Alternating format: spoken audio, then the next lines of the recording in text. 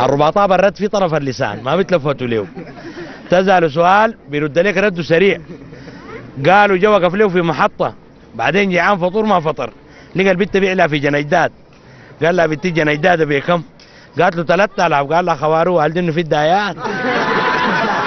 نحن سعيدين اخوانا زي ما قلنا نلاقي المرأة، وانا بحكي لي نكتة تتعلق بالموضوع ده. طبعا النسوان لما يشكرون بيبدعن، المرأة بس علي لها بشداير الشكر بس.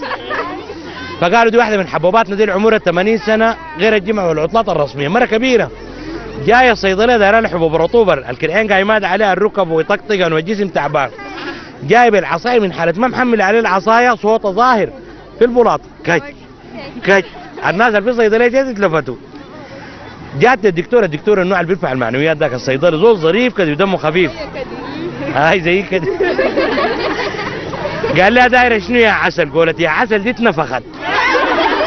جدعت العصايه بعيد قالت لها دايره فيرا اللفلي.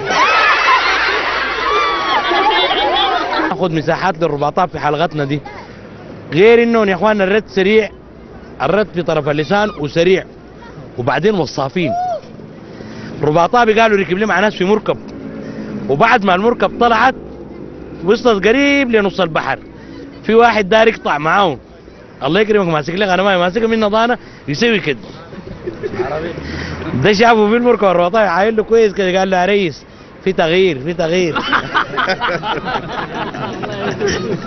فناس في ده زول مرضان كوره وبيعرف يشبه الكوره. والسبق ده ذكرني عربي مشي للدكتور عيان، وبعدين نشكي للدكتور قال له تعبان تب وانا ميرود وانا حالتي صعبه خلاص، وصنقير غالبني صنقر وما بقدر امشي عديل وعيوني مطششات وسمعي تقيل. الدكتور قال لي يا اخي كشف عليك كده، قال لي بس انا داير اديك حياه معينه لو ما عملتها بتبقى كويس. قال لي قول لي. قال لي اول حاجه اوعى من الشيه. شوف الشيه الضان دي ما تاكلها، الكبده النيه ما تاكلها، جبنه مضفره ما تاكلها، سمك بلطي وعجل ما تاكله، بيض مسلوق ما تاكله. قال هذول هو يجيبها وانا كان باكل دي كل كان جيتك عيالي. قلت له انا اكلين عشان عيال. اعوذ بالله. المره قال نقد بتقصر عمرك. واحد قالوا رباطابي، بعدين المره نقدت معه وشاكلته في البيت، الشكل اللي رب السمك وقفت وزهج ومارقين له مشوار، قضبوا من بعد طب ركبوا العربيه وكتبكوا في الزلط ماشيين.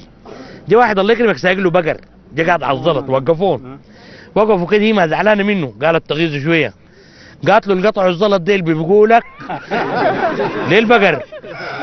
طبعا حرقته ثبت عليها قال لها بالحين نسابتي.